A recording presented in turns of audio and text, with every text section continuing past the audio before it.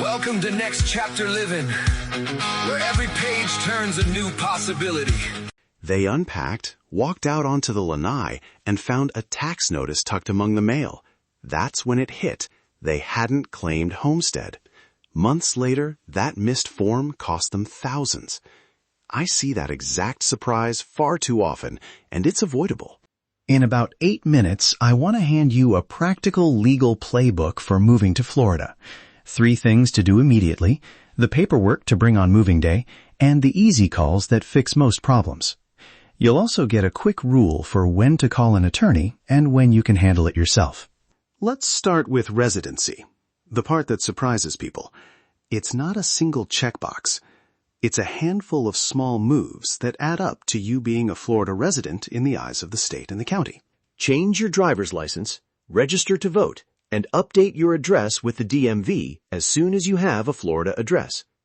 Then apply for the Homestead exemption through your county property appraiser.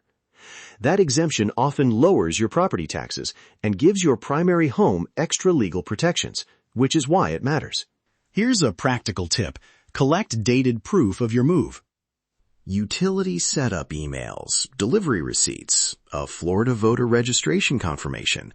Those little PDFs matter. Why? Because if the county asks for proof, you want a quick, obvious answer to show you moved when you say you did. A note on timing.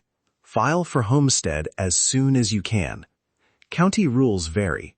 Many allow retroactive adjustments if you claim soon after moving, so check with your local property appraiser. If you wait, you could miss a tax year's benefit.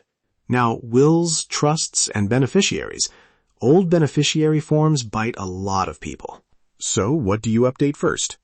Change beneficiary forms on retirement accounts and life insurance on the day you arrive, if your intentions have changed. Why? Because a beneficiary form often controls distribution regardless of what a will says. If you have a straightforward estate, a current will plus correct beneficiary forms may be enough. If you own many properties, assets across states, or want to avoid probate, that's when a trust becomes worth discussing with an attorney. My rule? Handle the quick paperwork yourself, but flag complex ownership or tax questions for a pro. Let's talk powers of attorney and advance directives. This is where things get personal.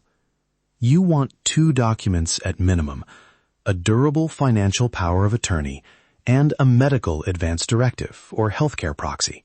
Florida recognizes out-of-state POAs, but banks and title companies sometimes prefer Florida-executed documents. For peace of mind, consider re-executing or notarizing them here and keep a copy with your primary care provider. Registering advance directives where available also helps first responders and providers find them fast. A quick aside, I do this for clients all the time. One brief phone call to an insurance company or benefits administrator often saves a lot of back and forth later. Small steps up front prevent big headaches. On property and taxes, remember Florida has no state income tax, but residency affects how some retirement income is treated and how estate matters are handled. If you have a complicated tax picture across states, that's a clear sign to consult a tax advisor who understands both your old and new states. Okay, the moving day legal checklist, the exact documents to bring so you can hit the ground running. Your deed or lease, current driver's license, vehicle title and registration if you brought a car, social security number or card, recent utility bills showing your new address, and copies of any wills, trusts, or POAs. Bring originals or certified copies when possible, and also a USB or printed packet of scanned documents to email if asked. Call this order of notifications: County Property Appraiser, DMV for license and vehicle registration, then your bank and insurance companies to update addresses. A few common pitfalls I see: conflicting beneficiary forms, waiting too long to claim Homestead, and assuming an out-of-state POA will be accepted everywhere without local notarization.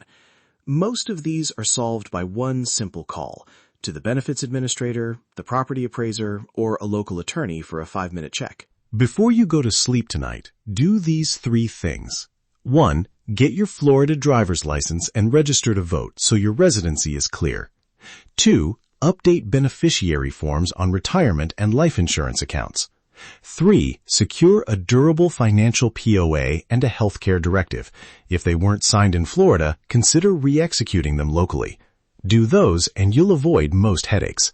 If you want a printable priorities list, sample wording for POAs and advanced directives, and a few vetted local referrals, I've put a downloadable packet on the show page. Use it at closing, email it to your family, or bring it to your attorney. Thinking about relocating to Florida? I'd love to share local insights and help you understand what life in Pasco County, Land O'Lakes, and Angeline is really like. I'm Matthew Troncone with Mihara and Associates. Thanks for listening to Next Chapter Living, real conversations about relocating, downsizing, and living well. Take those 3 steps, get your paperwork in order, and enjoy your next chapter under the Florida sun. Thank you for tuning in to Next Chapter Living. Join us again for more stories worth giving. Until next time, let your journey ignite. Live your best life and keep your dreams in sight.